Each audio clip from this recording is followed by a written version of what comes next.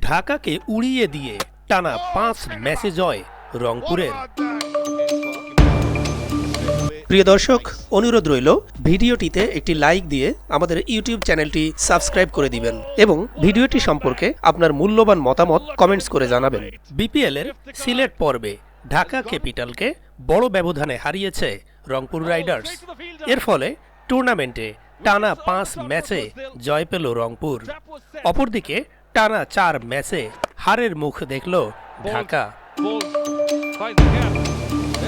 মঙ্গলবার সিলেট আন্তর্জাতিক ক্রিকেট স্টেডিয়ামে ঢাকার দেয়া ১১২ রানের লক্ষ্যে ব্যাট করতে নেমে ৭ উইকেট ও ৪০ বল হাতে রেখেই জয়ের বন্দরে পৌঁছে যায় গ্লোবাল সুপার লিগের চ্যাম্পিয়নরা।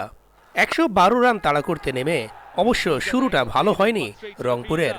বিপিএলে নিজের প্রথম ২ ম্যাচে ডাক মারা আজিজুল হাকিম তামিম আজও রান পেলেও তা ছিল মাত্র ৫। অপরদিকে দুর্দান্ত ছন্দে থাকা অ্যালেক্স হেলস আজও ঝড়ো ব্যাটিং করেছেন, যদিও ৬ রানের জন্য 50 পাননি সর্বশেষ ম্যাচের সেঞ্চুরিয়ান। ১৬২.৯৬ স্ট্রাইক রেটে ৪-৪ ও ৩ ছক্কায় ৪৪ রানে ফিরে যাওয়ার আগে জয়ের ভিত গড়ে দেন ইংল্যান্ডের সাবেক ওপেনার। পরে ১৩ রানে সাইফ হাসান আউট হলেও জয়ের বাকি কাজটুকু সেরেছেন পাকিস্তানের ২ ব্যাটার খুশদিল শাহ ও ইফতেখার আহমেদ।